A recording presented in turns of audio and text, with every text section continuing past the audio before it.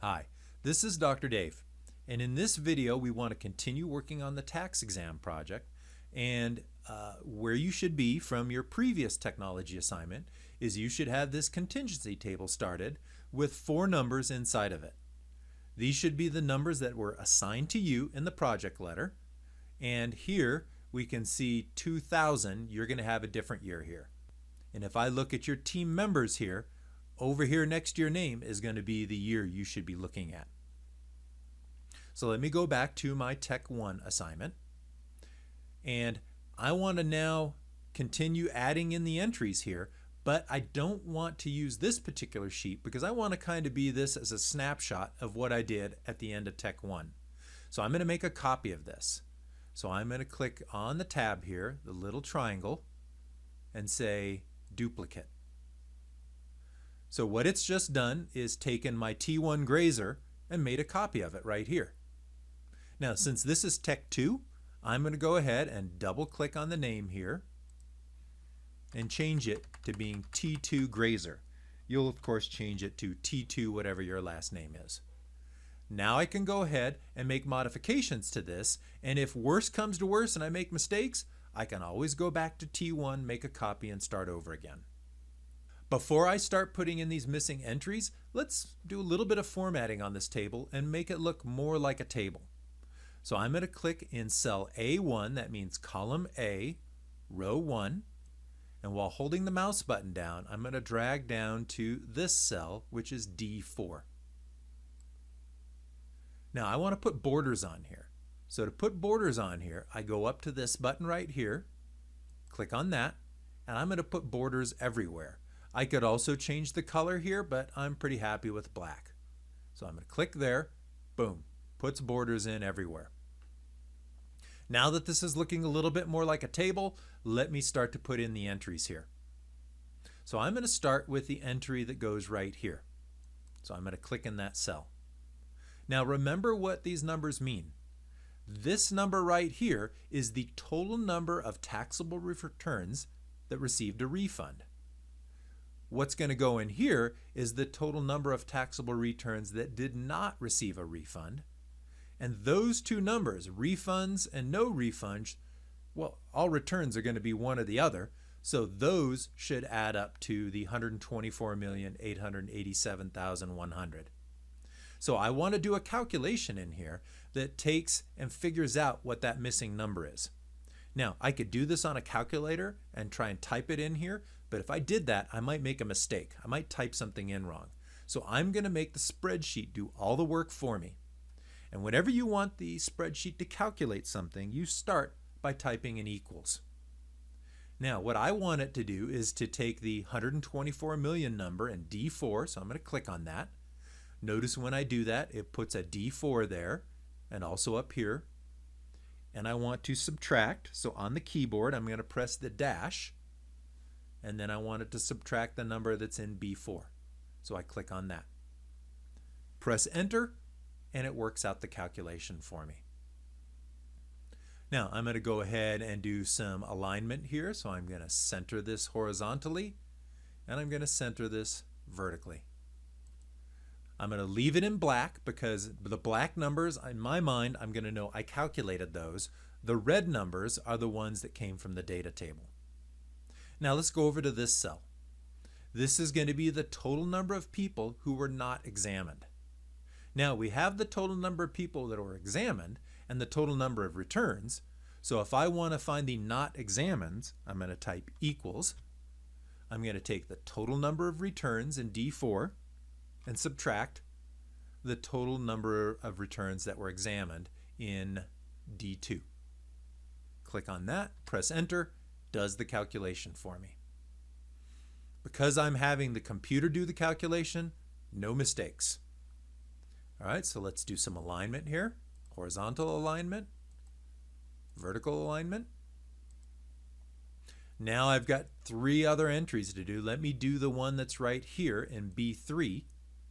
So this would be the total number of returns that were not examined and received a refund. So I know that the refund and examined and the refund and not examined should add up to the total number of refunds.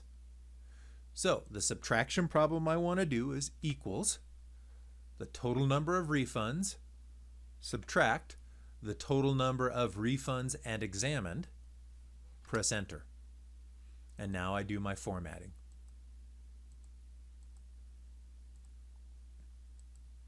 I need to continue this process to get the two entries in here. And remember, the examined and refund, the examined and no refund should equal the total number examined. So I can do a calculation here to figure out that number and a calculation here to figure out that number. When I go ahead and do that, I'll get a sheet that looks like this one. Now that I have my contingency table completely filled out, I can go ahead and calculate out some probabilities. I'm going to put the description of those probabilities here in column A, and then I'm going to put the calculation in column B.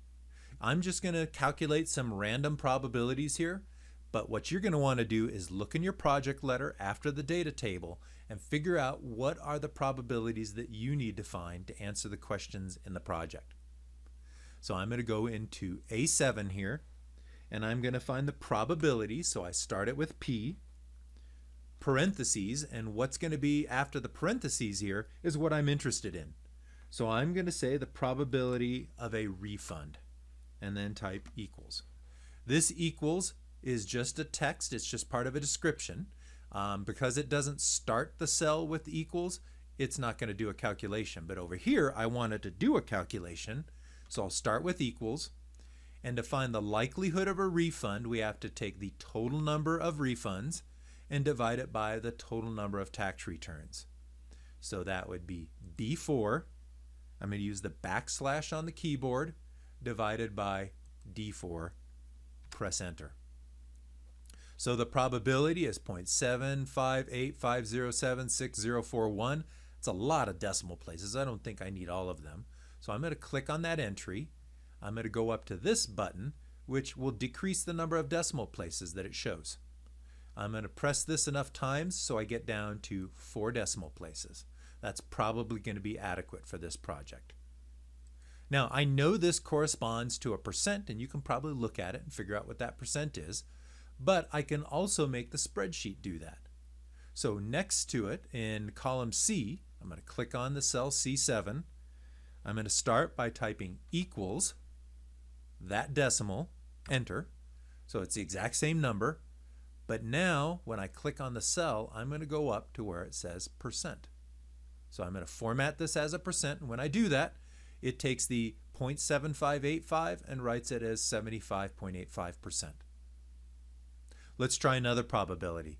How about the probability of being examined?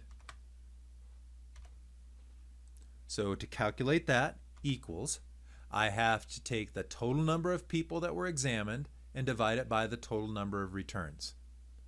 So I'm going to type equals, which I've already got there, D2 backslash or divide what's in D4, enter.